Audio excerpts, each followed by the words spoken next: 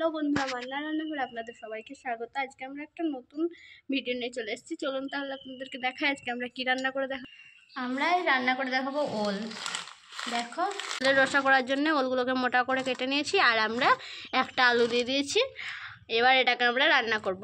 চলুন তাহলে কিভাবে আমরা রান্নাটা করছি ভিডিওটা শেষ পর্যন্ত দেখতে থাকুন।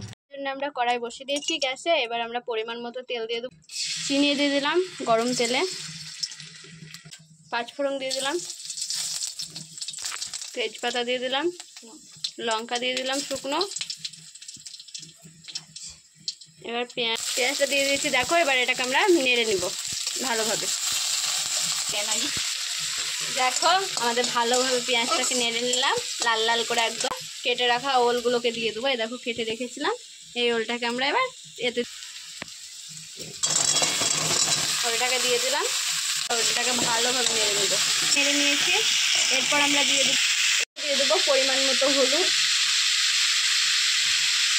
ওলটা ভালোভাবে নাড়া হয়ে গেছে। এবার এতে আমরা কটা সয়াবিন দিয়ে দেবো। এটাকে আমরা ভালো করে স্বাদ মতো লবণ দিয়ে দেবো। দেখো, আমরা লবণ দিয়ে দিয়েছি। এবার এটাকে আমরা ভালোভাবে নেড়ে নেবো কিছুক্ষণ মতো। এবার দিয়ে দিচ্ছি আদা রসুন বাটা। ভালোভাবে নেড়ে নেব কিছুক্ষণ। দেখো, আমাদের ওলগুলোকে ভালোভাবে নেড়ে নিয়ে দেখো কিছুটা জল বেরিয়েছে ওল থেকে। এই জলটা মরবে, তবে আমাদের কিছুক্ষণ মতো নেড়ে নিলে আমাদের জলটা মরে যাবে। দিয়ে আমরা এটাকে দেখো নেড়ে নিয়েছি ভালোভাবে। এবার এটাকে আমরা কুকারে ভরে দেবো। পরিমাণ মতো জল দিয়ে দেবো। পরিমাণ মতো জল দিয়ে দিলাম।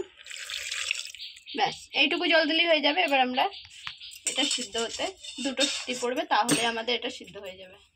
দিয়ে আমরা এটাকে নামিয়ে নেব। হয়ে যাচ্ছে। এবার এটাকে আমরা নামিয়ে নেব। দেখো, আমাদের কতটা সুন্দর হয়েছে। এটাকে আমরা একটা পাত্রে এবার নিয়ে নেব, তাহলে আমাদের হয়ে যাবে। দেখো কতটা সুন্দর হয়েছে। দেখো, আমরা নামিয়ে নিয়েছি।